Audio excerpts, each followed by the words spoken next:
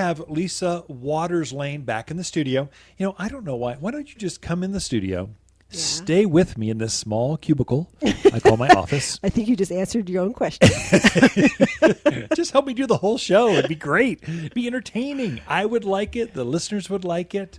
The show would be upgraded. We got better opinions, better thoughts. What do you think? No. We have been doing it this format for what, A 20 years? I mean, I'm doing 2 segments. That's like true. It's a third of the show. half the show. Okay. Yeah, that's true. Yeah. All right, just trying. So Lisa Waterslane, this segment is hers. And she just shares what's going on in her gardens, her thoughts, how she's helping customers, what she's seen in her own gardens. Just a woman's perspective, I think, is better. The fragrances, you just pick up colors. You just have this artistic thing that I can never dream of. You got beautiful gardens, and I talked you into, marrying me 33 years ago. And then I talked you into coming on the show. And so I think that's, I respect your opinion, my dear. Oh, well, thank you.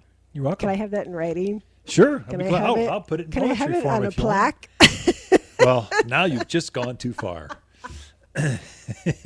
We did just have an anniversary. Happy anniversary again, dear. Thank you. 33 years ago. Yeah. I created technology is amazing. There's a 3D cube of glass. I took our picture of one of our anniversary pictures, and they embedded that in the middle of the glass, and it was a 2-dimensional digital photo, but they made it 3D. It's crazy beautiful. Then it lights up. Kids were mesmerized. The grandkids couldn't look at it long enough. It's just different. It's very unique. Yeah. I like it. It's really cool. But when it's on in a room, the rest of the room is dark. It looks. You need it to pulsate. It's kind of eerie because wherever you move, the little figures move and look at you. So really I told our kids they had to keep it for forever, pass it down through the generations. Upon our demise, they're going, who are these people, great grandpa? What are they going on? Well, that's your great grandfather.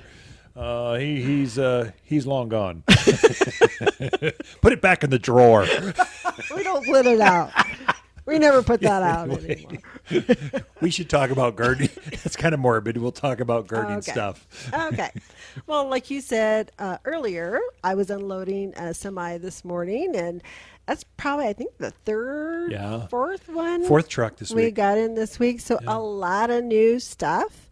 A lot of stuff that's just gorgeous. A lot of stuff that we've kind of been out of, but we're finally getting new stock back in. So I thought I would just kind of hit a few of the goodies. That's great. That came in. I love those Crape Myrtles that just came in. They're gorgeous. Probably the last load. Yeah, I think so. They're starting to go, because they've been in bloom for 2 months. Right. And so we've sold hundreds of Crape Myrtles. But this just looks, they're beautiful new lavendery pinky so we color. got endless red, and then we got a muskegee, which is kind of a lavender color. So I mean, this probably is the last load for those Crape Myrtles, which are But I love Crape Myrtles in the yard. The colors on them are just so dynamic and so bright. You see them from like a mile away. So every yard should have a Crape Myrtle. I think every yard should have at least 2 Crape Myrtles. They come in so many colors, and they love the heat. They love the sun. Great plant for our climate. I don't care if you're in Black Canyon City all the way up to Camp Verde, Cottonwood, Sedona, Williams. I mean, all the valley areas, Paulden, Skull Valley, they just grow. They adapt to the mountains and the heat, the hot spots really well. Yeah, quite nicely. We also got in, which we've been out of for a while, some new gardenias. Oh, nice. So the one we got in is the one called Frostproof, which is probably one of my favorite. Hardiest. I love that one. So those people who've been looking for those, come in and check them out. Gardenias are great for east side of the house, filtered light. Probably not the best in the hot sun out by themselves, but everybody has a spot they could put one. We have ours in a container on the back patio. It's the north side. It's where we entertain. Lots of seating areas and the fragrance. It's an evergreen shrub that blooms with fragrance like none other. So gardenia. And there's a hardy variety. That's Frost is probably the toughest of all the gardenias for the mountain gardens. Very nice one. And we got some Chicago Hearty figs in. Ooh, nice. So for those people that have been looking to finish off their orchards or their, what do they call that kind of gardening? Orchard, edible, sustainable. Permaculture. Permaculture. Okay, works out. Maybe Didn't I'm know- totally wrong, but Listeners will let us know. I'm sure it They will. always do. But yeah, the Chicago Hearty is nice because it's rated for a much colder temperature than a Yeah. lot of like your brown turkey, black missions. So it's a good one for here. Yeah, Definitely. best I would say. But it doesn't burn back. Some of the other varieties can burn back to the ground. It acts like a Right. perennial, which is fine for figs. Mm-hmm. But the Chicago Hearty is, I think, the most robust and still's got that big, rich, dark Yeah. fig that melts in your mouth. Oh my gosh! We also got in some really nice looking Rose of Sharon and the hibiscus Rose of Sharon. So that one's going to come back every year. We got Yeah. the chiffon, kind of a lavender double flower one. Very, very pretty. And then we got a blue, I call it azure satin. So Oh. it's more of that single one, but the blossom on it is really nice and big. Very, very pretty, standout color, beautiful out in the yard. What color is that? Is that blue? It's What is- it's blue, but it's Yeah. kind of lavender. Periwinkle. periwinkle. I'll call Okay. it periwinkle. As a man, I don't even know what you just said, but okay. Blue. Yeah, I got it.